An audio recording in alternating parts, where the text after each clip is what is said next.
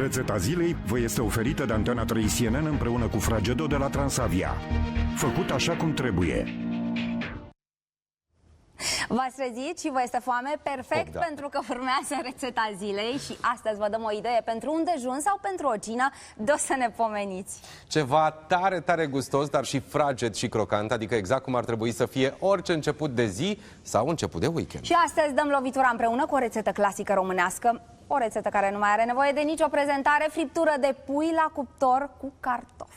Dar atenție, nu este doar o simplă friptură, ci este o experiență culinară care combină puiul fraged cu cartofii crocanți, cu aromele din grădină și cu magia cuptorului, să-i spunem. Și vă promitem că atunci când rețeta va fi gata în bucătăria dumneavoastră o să miroasă a copilărie și a casa bunicilor. Este genul acela de rețetă care îi va face pe vecinii dumneavoastră să vă bată la ușă doar așa, ca să vadă ce mai faceți, că prea miroase bine în bucătărie. Așa, în vizită de control, dar să nu mai lungim vorba și să vedem ce ne trebuie pentru porția asta de fericire la tavă. Așadar, pentru 4 porții generoase, adică 2 pentru tine, Ana, și 2 pentru momentul în care o să spui nu mai pot, dar vă mai iei o furculiță. Eu pot mult. Tu poți mulți. Ai nevoie așa de 4 pulpe inferioare de pui, de 800 de grame de cartofi, o jumătate de kilogram de roșii zemoase, băiat dulce pentru adevărată lovitură de teatru, pudră de usturoi pentru ceva personalitate. Acum, alte ingrediente: o linguriță de oregano, o linguriță de rozmarin, 2-3 linguri de ulei, sare și piper după gust.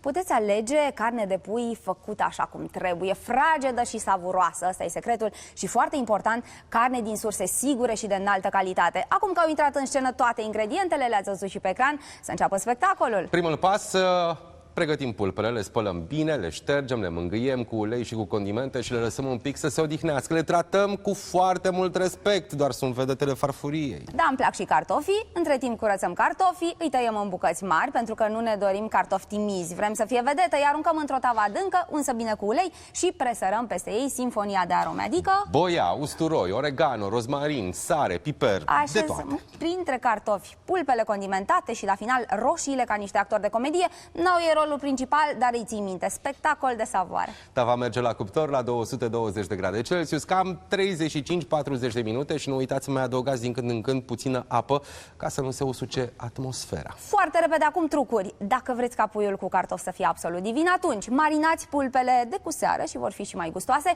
Scoateți carnea din frigider cu 30 de minute înainte să o gătiți, foarte important. Înlocuiți roșiile cu ardei roșii, de pildă, pentru un plus de dulceață. Puteți adăuga în tavă și un pahar de vin alb, pentru aromă și pentru chef.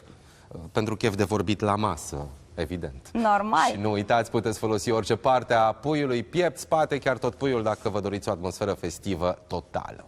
Și mi-am suflecat și mânecile. Cum servim friptura? Friptura e gata acum. Cum o prezentăm invitațiilor? Are nevoie de niște mici delicii însoțitoare: garnitura și sosul. Puteți să o puneți alături de o salată de varză clasică, salată de spana cu caju, ardei copți, fasole verde, sfeclă sau țelină cu muștar. Dar și la sosuri trebuie să fiți regine și regi. Sos de muștar cu usturoi și roșii, iaurt cu usturoi și mărar, sos Caesar cremos cu parmezan și cu lămâie, care face din orice friptură o adevărată simfonie. Și gata rețeta, doamnelor și domnilor, un deliciu de te lingi pe degete. Până la coate, aș spune eu. Friptura de pui la cuptor cu cartofi este preparatul care îți face casa să miroasă acasă, cu carne de pui sigură, de înaltă calitate și făcută așa cum trebuie. Acum să știți că mâine venim cu o altă rețetă, să facem din fiecare masă o sărbătoare.